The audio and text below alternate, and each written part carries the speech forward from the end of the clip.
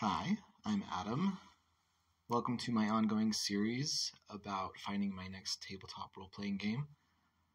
I'm a game designer, but I'm also GM in my own right, and I have an ongoing campaign, and I am trying to find something that we can switch to that can kind of be my default game system, so I don't have to keep bouncing around and buying a bunch of different products and bouncing around between games and stuff like that. Not that there isn't a place for that, but I do kind of like having a default, like my favorite TTRPG. I'm looking for something that has 7 elements or characteristics. One is that it can sustain longer campaigns, so months, playing weekly or so. I want something that is less mechanically complex than Dungeons & Dragons 5th edition. I want it to have a fantasy setting, but not a really niche one, like not one specific one, but kind of a general heroic fantasy setting. I want a streamlined combat system. I want it to root out bioessentialism. So no being evil just because you're an orc. That doesn't give you free license to slaughter orcs just because you think they're evil. But something that has more nuance than that. And then it would be cool to have social combat or some other sort of societal, like resolving a tension with a role-playing element, but maybe also get some rules involved. So that's sort of what I'm looking at. And I've been going through and looking at various different systems. I've looked at D&D 5th edition. They're doing new books in 2024. I've looked at all the information I can about what is changing. I've looked at Pathfinder 2nd edition. I've looked at Tales of the Valiant. I've looked at MCDM's new system. I looked at the One Ring. I just happen to have it in my closet with all my other game stuff. So, and today I thought I would talk about Darrington Press's Daggerheart. Daggerheart is, I put it in the category of Tales of the Valiant and MCDM system and a couple of others, in that it came out of the open game license fiasco, where a bunch of third-party publishers were suddenly like, oh, Hasbro doesn't have our best interest at heart, and they seem to be struggling with their fan base, so let's put out our own game or announce ours. So Darrington Press, which is the publishing arm of Critical Role. You're probably familiar with them. They have, Critical Role is a company that started as a group of voice actors who streamed their ongoing D&D campaign, and now they have an animated TV show. And they just put out Candela Obscura, which is another TTRPG, but Daggerheart is their fantasy system, and let's take a look. We actually have photos, so I'm gonna show you this. This is a Ranger character sheet. I'm not sure if that means that every character class has a different sheet, but there you go. Here's this one, and the most interesting thing for me is this. I was like, oh, cards. Like, you just pick up a card. There are these cards, and then there are more down here. This one's a spell. This is an ability.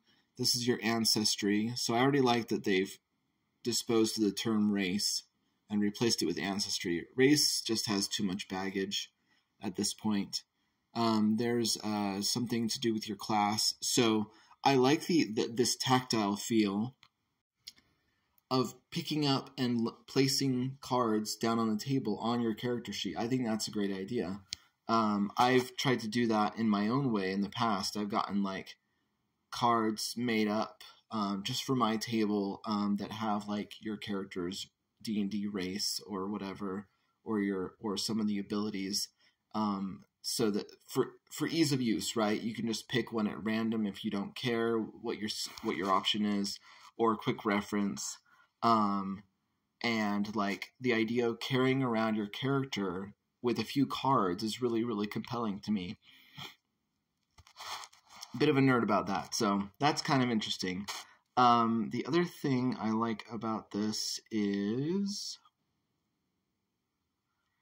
so it's not a D20 system. It's actually a 2D12 system. That means that you have two 12-sided dice, and you roll those. One is called the hope die, and one is called the fear die.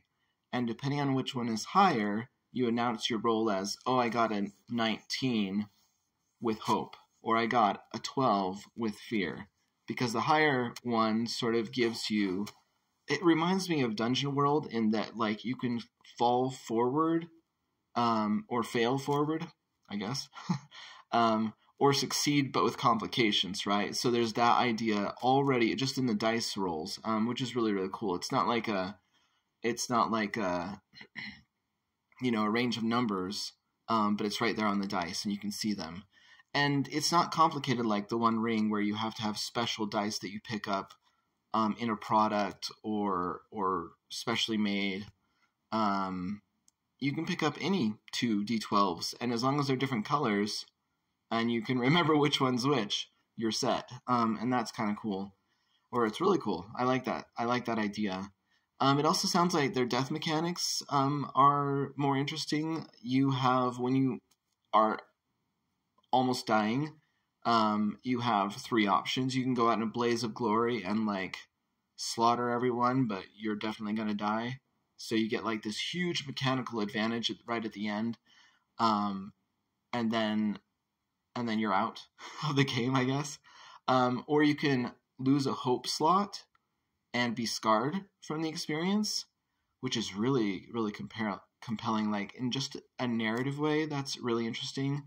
Or you can roll hope and fear together and kind of let the dice decide, which is really risky, but there's a chance you could like come away having had no issues whatsoever, right? If your hope is higher. So it sounds like it's not just hit points, right? You also have a stress mechanic, and I'm not sure exactly what stress does, but I'm assuming it has some sort of mechanical disadvantage as you go forward. And I also like that it's not set in a specific world. There is a critical role setting, but it sounds like you can play Daggerheart with any fantasy setting, which I think is really great too.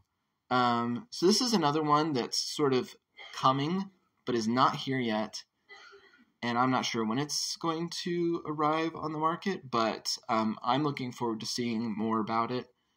This is another one that I'll just have to wait and see. So that's MCDM system and now Daggerheart. I'm waiting on 2 games to see if they're going to be my next fantasy TTRPG, my default one, the one I've been waiting for. It might not be either. I might decide that neither fits the bill, and I'll keep looking. But for now, I'm interested and looking forward to hearing more. That's not to say that I am a huge fan of Critical Role. I think they've made some missteps as they've gone along, some of which they've recognized and made amends for, and others where we're sort of like, you're just sweeping that under the rug. So, but the idea that a bigger company, more well-known name, is coming up with a game also has its advantages, especially as a game designer, because then I can not only play it in my home game, but I can also design for it. So many of my products have come about because I am playing a game and I realize that I want to explore this niche, this little part of the game, or expand on something, or shore up a weakness I see in the game. And the idea of being able to noodle, like get in there and start designing with a game that other people are playing, so there's already a market built in, is really interesting. But we shall see. And yeah, all this is an effort to find my next favorite TTRPG.